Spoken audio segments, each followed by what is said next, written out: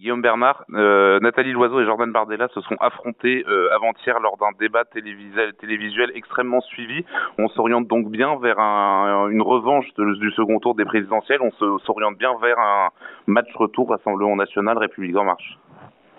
Oui, avec tout de même une élection un peu différente, avec un taux de participation beaucoup plus bas et avec des enjeux différents, et puis évidemment avec les doublures des chefs des partis politiques. Mais il est certain que cette élection permettra d'envisager la suite des opérations, et on le sait bien, les élections locales, municipales, puis cantonales, puis régionales, encore que celles-ci risquent d'être fusionnées, on verra bien d'ici quelques semaines ou quelques mois, mais ces élections seront évidemment extrêmement importantes pour la préparation de la présidentielle.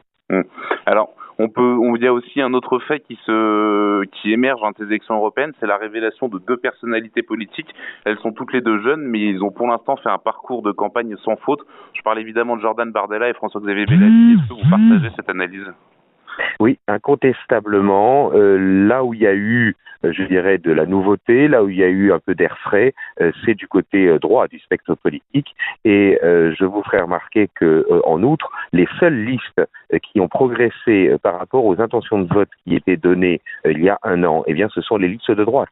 LR avait été donné jusqu'à 8%, à peine 8%, et aujourd'hui la liste dirigée par François-Xavier Bellamy est donnée aux alentours de 15-16, et la liste du Front National, du Rassemblement National, avait été donnée il y a un an aux alentours de 17-18, et elle est aujourd'hui à 22-23. Donc la progression électorale, en particulier grâce notamment, je dirais, à leur tête de liste, la progression électorale, elle est du côté de la droite. Et donc ça, c'est quelque chose d'extrêmement intéressant parce que le LREM, le parti macronien, stagne et même peut-être régresse. Et de l'autre côté, ceux qui progressent dans l'électorat, c'est la droite. Alors cela dit, il ne faut pas oublier tout de même que le taux de participation risque d'être extrêmement bas et que ces partis, même avec une progression électorale, feront sans doute moins de voix qu'ils ne l'ont fait en 2014, puisqu'ils risquent d'avoir des pourcentages inférieurs à ce qu'ils avaient fait en 2014 et avec un taux de participation plus élevé. Mais en revanche, il faut tout de même noter que la dynamique est du côté de la droite, et que contrairement à ce que pourraient penser les différentes protagonistes de la vie politique professionnelle, la droite n'est pas morte, que ni le Front National n'a réussi à siphonner LR, ni LREM n'a réussi à siphonner entièrement LR. Donc ça veut dire que nous nous retrouvons devant une situation extrêmement importante. La droite, si elle le voulait, si elle s'organisait pour le faire, pourrait constituer une force politique alternative à Macron et pouvoir battre Macron. Parce qu'aujourd'hui, n'en doutons pas, malgré son affaiblissement, malgré le fait que Nathalie Loiseau fait une campagne extrêmement, je dirais, de mauvaise qualité, il n'empêche que le positionnement central d'Emmanuel Macron lui permet de capter les modérés des deux camps, de droite et de gauche, et donc ça lui donne une certaine assurance-vie pour la prochaine présidentielle. Il n'y a de possibilité de regagner l'élection présidentielle pour la droite qu'en recomposant le spectre politique, et je suis atterré par le comportement d'un certain nombre, je dirais, de militants des différents camps de droite, qui, au lieu de se réjouir de ce que les différentes tendances de la droite progressent, ne cherchent finalement qu'à s'attaquer.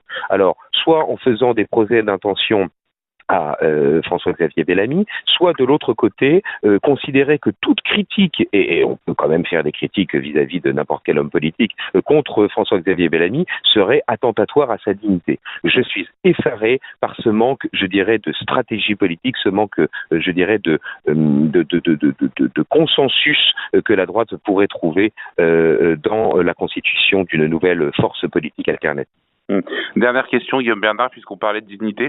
La dernière semaine de la campagne européenne va être marquée par le débat autour de Vincent Lambert. Est-ce que ce débat autour de l'affaire Vincent Lambert, ce débat autour de la fin de vie, ne pourrait pas être en soi un thème de campagne abordé par les candidats au cours de ces derniers jours ? Écoutez, moi en tout cas je le souhaite, parce qu'il est bien évident que le cas de Vincent Lambert est est fondamental, que derrière son cas personnel, il y a, je dirais, tout un enjeu de société et même de civilisation. Le fait que l'on puisse vouloir délibérément assassiner quelqu'un en le faisant mourir de faim et de soif alors que cette personne est non pas en état végétatif, mais est tout simplement handicapée, eh bien je crois que ça mériterait que les têtes de liste prennent position clairement sur cette question. François-Xavier Bellamy apparemment l'a fait, comme d'ailleurs Jean-Frédéric Poisson l'a fait de manière très explicite et très intelligente dans le Figaro il y a quelques jours. Donc il faudrait souhaiter qu'évidemment un enjeu de civilisation aussi important, l'espérance, la défense de l'innocence, la défense de la dignité de la vie, eh bien devienne un sujet important dans la fin de cette campagne et pour sauver la vie de Vincent Lambert qui risque d'être euthanasié en début de semaine prochaine.